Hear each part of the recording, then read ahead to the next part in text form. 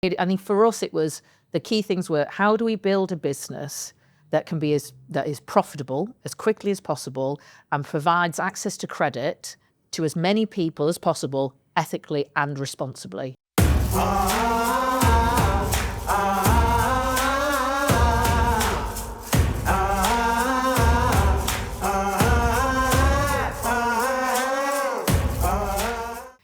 My name's Samantha Fogarty. I'm the co-founder and chief operational officer of a company called PayLater. PayLater is a fintech based in the UK. We only serve the UK market, and we work within, at point of sale, retail finance. Perfect. I think we'll jump into PayLater later. Okay. Because I mean, it's a really cool company, and I want everybody to know about it. But let's start knowing a little bit more about you. I would like to know a little bit of your journey, where you come from, and how you got to Marbella.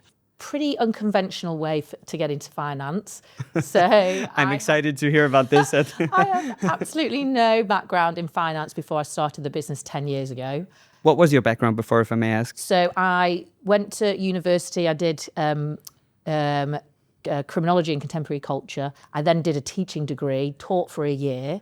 Then I went into sales. So I went into recruitment, as every single person does after university in the UK. And then went into business development. And then 10 years ago, or maybe just a bit longer, a friend of mine came to me with an idea. And at the time, it was called the Student Finance Company. And it was about looking at a market that was underserved. So who in the UK couldn't get lines of credit and was going to the likes of Wonga, which was very high cost short-term credit, like 3,000% APR.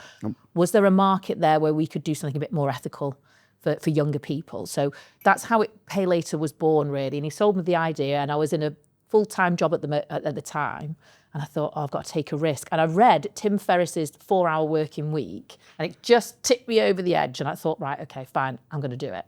So we left and co-founded that business, as I said, with no prior knowledge, didn't really know what I was doing. But I think that naivety actually was kind of a complete blessing, Christian, because if I had known what I was going into, and if I had known, all the regulation that comes with operating a fully regulated compliant finance business, I probably wouldn't have made some of the decisions that we've made, and we wouldn't have gone into some of the industries that we're in, because we're in quite high risk industries. We lend to people that other lenders don't want to lend to. We work in, say, for example, the aesthetics industry. No lender really wants to give finance to Botox, lip filler, etc. But I was obviously very naive 10 years ago, so I'm like, yes, let's do it. And it paid off. But had I been a bit more in it a bit longer, then I probably would have made some of the decisions. But yeah, I think a blessing. It's part of what I always just say, ignorance sometimes can be a little bit of a blessing, because I mean, all startups have this approach, right? I mean, you get in, and a proper founder needs to have that naivety. If you're going to consider everything that's going to happen to you later, that you're going to learn later anyway. Yeah. But probably a lot of the startups that we can see nowadays will not be where they are. Yeah, and you just be like, you're paralyzed by fear of the what ifs and the unknowns. And so, yeah, just absolutely just being a bit more ignorant to it, and kind of I adopted very early on just a mantra of fake it till you make it. I mean, it was literally like I was pitching a PayLater. It wasn't even built yet, and I was getting meetings with Ryanair, EasyJet, and I was like, I can't go to these. I've got nothing to show. I haven't even got a product. But it just showed how powerful that product was and how much it was resonating kind of with the industry at the time. But I think there's so much about PayLater. First thing I would like to say about it, I love the name. I mean, it was just so direct, so easy. I mean, I've never seen a company that actually says so easily what it does, actually. And then another thing that I like about it is that, and going back to maybe the initial naivety, you said that your core market would be people who normally do not get financing through traditional methods. Yeah. Which means that is high risk. How did you decide to get into that? You said that you saw some statistics and the people that couldn't reach finance and so forth. But yeah, how did you feel about it? Did you think about it at all, or is it just like, let's do it? No, it was conscious. It was a conscious decision to go into that market. So when obviously you're building any business, you're looking at where the opportunities are before you build your product. Is it, what's going to be different? What advantage are you going to bring? What value are you going to bring? And within the UK, if you look at kind of how people or how lenders were underwriting, they were just underwriting, very archaic, looking at people's credit files. That tells a story of the past. It doesn't tell anything of the present. And it's been, unchanged really. And there was a piece of technology at the time in Australia called screen scraping, which now in the UK is kind of mainstream through PSD2. It's called open banking. But at the time, it was unheard of.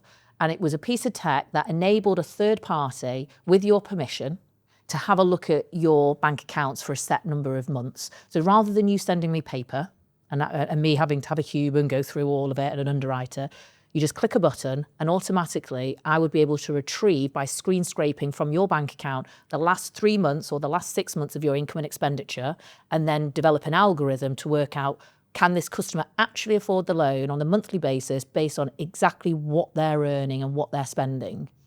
So we adopted that 10 years ago. People were a bit dubious of it, a bit scared, because obviously it was, the security issues, etc. But we did it and it worked really well. And what it enabled us to do was underwrite a demographic that had largely been massively underserved. So that's your 18 to 30-year-olds with low credit footprint, so low credit scores. They didn't like credit cards. They didn't have mortgages. They didn't have car finance. So they had low, history in the bank, so they could check for it. Yeah. Okay. Yeah. So from a credit perspective, they would have really struggled to get credit, because to get credit, you need to get credit. So it's like this vicious cycle, really. Like, where do you go from there? So by layering in this piece of technology, we were able to get more comfortable with saying, okay, well, you've got a low credit score. You haven't really got a credit footprint. We don't really know how you are as a borrower because you've never really had credit. However, the main thing for us is, can you afford it?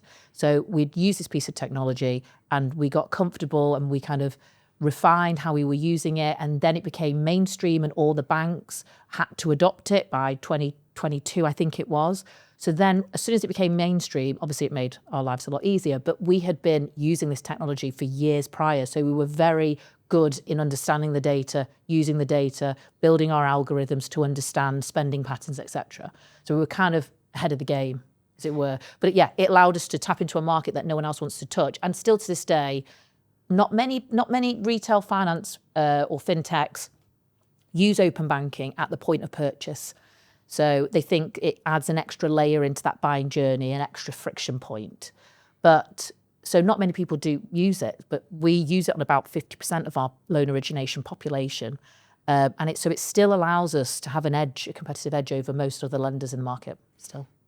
I mean, from what I hear, obviously, from Spain, there is a history of, let's call it bad press about, I've heard some scandals, obviously, in the UK, mainly for, credit loaners and so forth, traditional credit loaners and so forth. So I just feel it's so impressive that you took this technology from Australia, brought it to the UK, and now it's become mainstream in the UK, right? That's So I'm not going to say that we were no, because of us, but yes, we were one of the first to adopt it before it even became mainstream. You're right, yeah.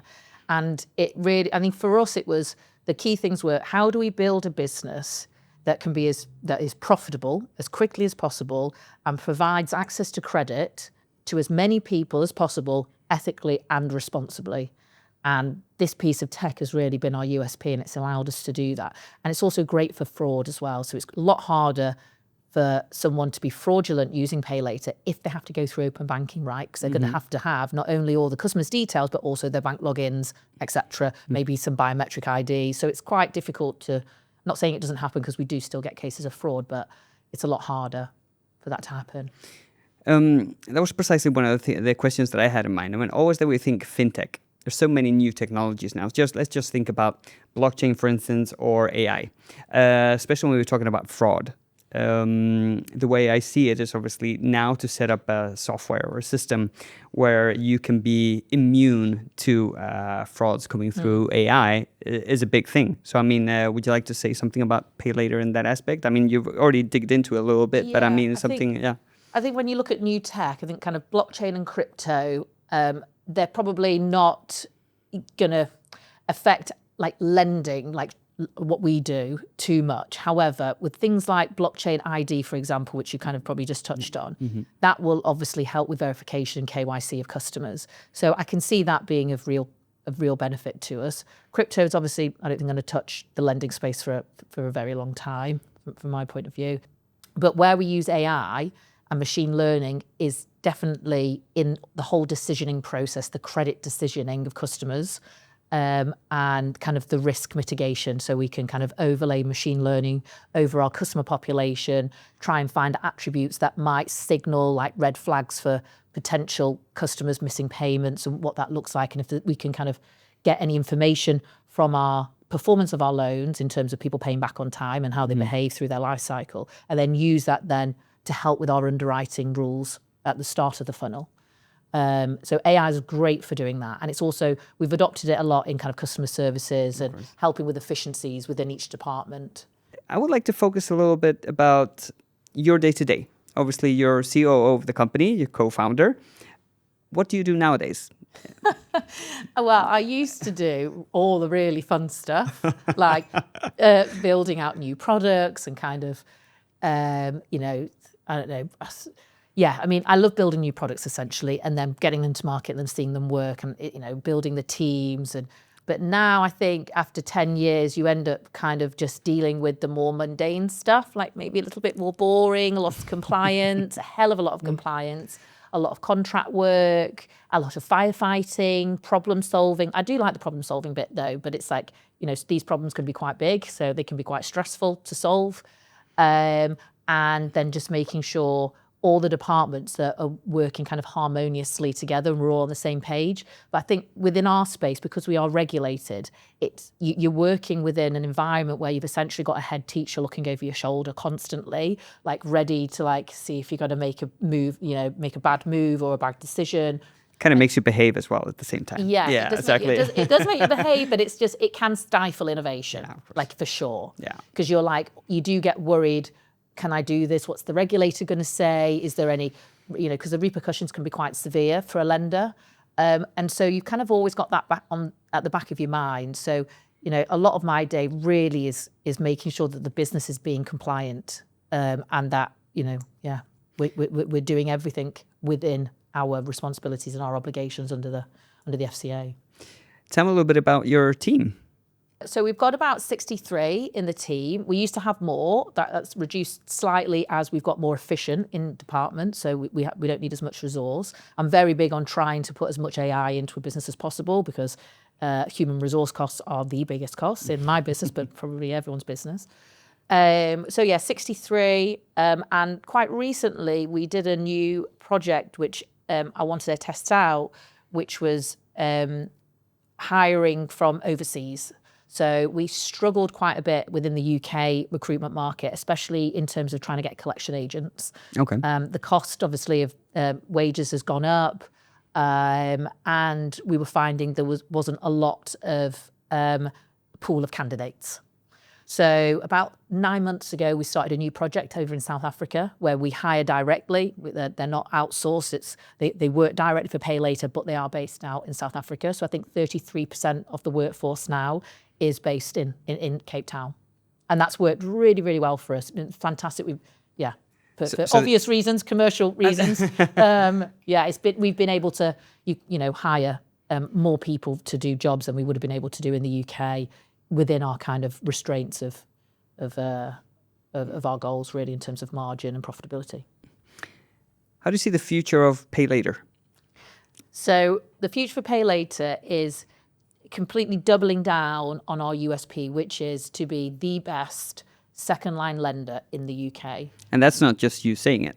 I know there's an award somewhere. Yes. You want to dig into that? Tell me a little bit about it. We've won the Best Retail Finance Provider of the Year award twice. I think once back in 2019, and then this year again we also won it, and that's voted by thank you, and that's voted by the consumer themselves. So this isn't one of those where you pay for a seat and pay for a table and you get an award. This is actually real human beings who have been customers or know about us in the market space, voting for us. So for me, I think we're super proud to get that, and the choice of the customer. So it means quite a lot to us and the team. Excellent. So the future, what's it going to look like? How do you see it? I think for Pay Later's future is very much going to be a complementary product for banks. Okay. So the way that we see it is there's lots of lenders out there, there's big institutions that want to get into the secondary market, but it doesn't fit their risk appetite. They can't have those types of risky loans on their balance sheet. So where we want to position ourselves as that complementary offering where we connect with other lenders and we connect with other banks, and they basically debt fund. So they'll deploy their capital through Pay Later, and basically we take on the risk because we've had 10 years of underwriting the subprime market. We know what we're doing. We've got all the tech, we've got the team, we've got the compliance. And so we're going to give them a big USP that they can use in the market, which is a much wider appetite that they can, resell into their retailers. It helps them keep more clients on board because we can service more customers of theirs, but without the burden of the risk. So we do that already. We're already kind of in talks with some very large banks, and we've already got partnership with one. And it's kind of that's at its infancy. And Pay Later was predominantly up until kind of last year very much working with merchant specific, just at a merchant level individually. But this year we're all about strategic partnerships. So for the future for us, very much strategic partnerships and how we can complement other lenders and complement other banks with their product offering, but helping them de-risk themselves as well. Okay. Okay, so we spoke about the future of Pay Later. I would like to hear your insights on the future of the industry in general. We're talking payment platforms and maybe fintech in general, especially considering obviously the new technologies that we'll be talking about. I think it's hard for me to comment on the payment platforms as such because we're not a payment platform. So it's kind of difficult for me to give you much value there. But one thing that interests me for the future is this open finance. So we spoke about open banking, which is one section of it. But the next stage in open banking, and I don't know if you have it over here or whether this is very much just a UK thing. I think probably it is. Normally information here tends to, open up a lot later than it does in other places. So yeah. So the next stage of open bank, well, you might have been using open banking and you're not even known about it. So if you've got like two bank accounts and you can just click to, like my Monzo account, for example, I can connect it to my NatWest account. Exactly. And it pulls in all the data from my NatWest account and I can see it in Monzo. I think actually we can do that. Yeah, exactly. So that is open banking. That is a version of open banking. They're not using it to we use it in a different way to underwrite. But the ease of connection between two banks with a click of a button, that is open banking. So the next phase of that is open finance. So when customers are in the lending space, rather than, say if you were going for a mortgage and you've got to provide all these different bits of information, it's all a bit piecemeal, got to send this here, do this, Open finance will consolidate all of your information into essentially kind of one token that you can then share with third parties. So you don't need to go here, there and everywhere to get all your information. Lenders can just get all of that in one click, which will be a lot more convenient for people, a lot more easier. So Sam, please tell me something a little bit about yourself. Well, I'm a mother to a gorgeous 5-year-old called Maddox, and happily married as well. And I'm from the UK, so I'm from Manchester. And I'll tell you one thing that people don't really know about me. I am a bit of a nerd when it comes to this, but I am really into sci-fi. Really? Yeah. Sci-fi, witches, I think you've landed in the right area right here. Honestly, and anything, robots, AI, takeover, that's me. It's all my bag. I think we could do a separate podcast just about this. I mean, we could sit here and talk. I mean, and it's funny because it's a common denominator where I do find quite a lot, and especially for people you don't really think. And it's amazing. So yeah. So that's all I watch. Like forget the facts. I'm just all about science fiction. That's me. We live over in Los Naranjos near the golf club, which is lovely area. So I'm really enjoying that. It's really international, isn't it? Yes, lots of Dutch. Not Dutch, sorry, Scandinavians. Yeah. Swedes. Loads of, I'm surprised there's anyone left there. There's like a lot of Swedish people here. It's funny because I say to a lot of people, I don't understand, especially from Stockholm, how there's any people left in Stockholm. I mean, we got, I would say here at the pool with 380 members, I would say that 40% are Swedish. Yeah. Not even Scandinavian, Swedish. So we do have a lot of them here. And Los Naranjos is probably where you get the high density of them as well. So, at what point did Marbella become an option? Well, we've been coming here for quite some time, Easter holidays, Christmas, etc. And I got to a point after 9 years being in an office every day, driving, coming home, the rain, of course, England's not great for weather. And I just needed a change. I needed to switch it up. And so I needed somewhere that was going to be close enough, because I have to fly back every month for a week, back to the team. So Marbella was a great choice because we wanted somewhere which was only a couple of hours away, which had a good climate, which had a good kind of lifestyle, which, had sea and mountains, that was international. And so it kind of just, it fit. We enjoyed coming here a lot. So I thought, why not give it a try? And the whole digital nomad scheme has obviously opened it up to a lot of people just to come and try and just see if it will work. So that's what we did. So I've got 2-year digital nomad. And I think after 2 years, I'll probably still want to stay, but it's good. It's a good, it helps. It helps. Yeah. One thing I've realized, it's very friendly. It's super friendly. Even my friends who came over for a holiday, they were like, God, everyone's really friendly here. And I'd agree with that. So, I think friendliness and kind of the ability for connections, it's also quite sporty. So I like being outdoors a lot. So, which is hard in the UK because it's constantly raining. So you're always inside. So here it just enables you to be outside, a lot more. So far so good. But like I said, it's only been a couple of months. I think 3 months for us at the minute, full time. But I've got, ask me again in a year. Exactly. Yeah, get me back on. I will. Maybe when I get you on board on the women in business vertical and so forth, I'll get to know more about that. But I would like to now a couple of questions just about you as an entrepreneur. Okay. Everybody's got a different journey. Yours is very special because, normally there's a logic to it, especially in the finance industry. Yeah. Studied finance degree, and it goes the same way. Yours, obviously, you break up that pattern a little bit. And once again, you're a woman in fintech. Don't know much about the industry per se, but would you say it's normally a more male predominant industry? I think lending is... and finance is definitely male dominated, but there are quite a few of the challenger banks that have women as CEOs. So they are getting more, but largely it's male dominated. For sure. What advice would you give to somebody who's got, let's say, a more or less clear idea of something they want to work on, and they're thinking about setting up a company towards that goal? So as a new entrepreneur or startup founder, you've now had a little bit of a journey, or what advice would you give yourself? Would you look back to the original you who had this idea? Yeah. So I think if we go back to maybe the initial planning stages of a business, and I learned this, I think VCs use it to ascertain whether a business idea or a business is worth investing in. It's called the MOAT strategy. So market, is there a market there? Opportunity, what's the opportunity like? And what's your advantage and the team? So, for example, do you have the discipline required to start this up? Do you have the skill set required?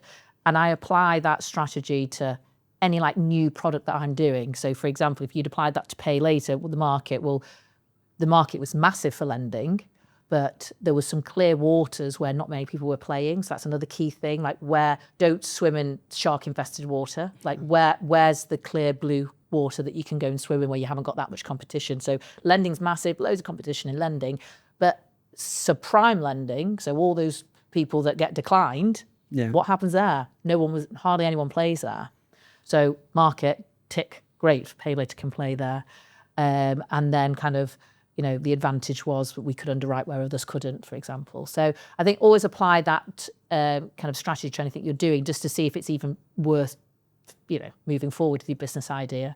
The second key thing would be, for me, it was really important to build a business for profit. There's no point in earning loads of revenue if you're not going to earn any money from it. You're just chasing your tail constantly, and costs run away with you very, very quickly. So you have to be super disciplined on your cost, which means don't hire until you're absolutely ready to hire that person for you in your business. Because if you can do everything yourself, do it to the point where you can literally physically no longer do that job. At PayLater, I did for 2 years. I didn't hire a person for 2 years, and I did collections, marketing, sales, underwriting, everything in the business before we decided that, okay, we're going to hire someone else now.